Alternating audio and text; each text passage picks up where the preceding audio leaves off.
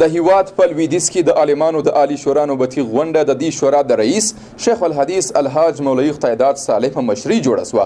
د دې شورا مشر د امنیت، کرونا وایروس او پوهنې وزارت په اړه خبرې وکړي او پر حکومت نیوکه وکړه چې کارپوه کسان یې د واک لرې کړي او قدرت یې د بېکفایته کسانو په لاس کې ورکړی دی.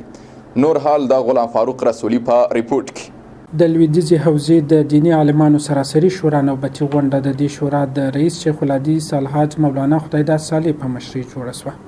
شیخ الحدیث مولانا صالح په دې غونډه کې د نورو موضوعاتو ترڅنګ د هرات او هیواد د ناسم امنیت او وضعیت په اړه هم خبرې وکړې او زیاته کړه چې حکومت وړ په کارپوه او لایق کسان له دندو لرې کړي او پر ځای بې کفایته کسان ځای پر ځای کړي چې د دې وضعیت لامل ګرځېدلی.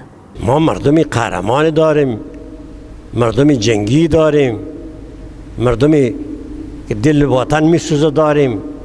اونا به خانه ششتن یا تقاعد دادن. مردمان بیکفایتی ترسوی بی‌عرضه‌ای بر سر کارن. توسط از این امنیت چی میه؟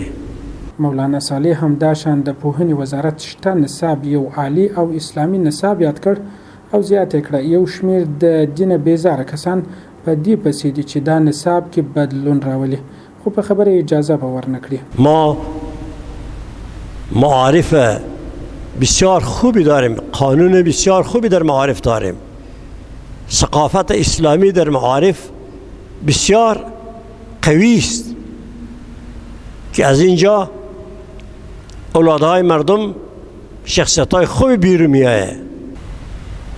به نام استراتژیک مطالعات افغانستان که چند تا شعله‌ای و سکولار و از خدا بی خبر جمع شدن چی میگن؟ میگم که ثقافت اسلامی از معارف برداشته شد، چرا اینا مردم رو به افراطیت میکشن. د لویدیځې حوزې د عالمانو سراسري شورا ونیزه غونډه هره اونۍ د سې شنبې په ورځ ترسره کیږي او پکې د اسلام او هیواد پر مهمو مسایلو بحث او خبرې کیږي.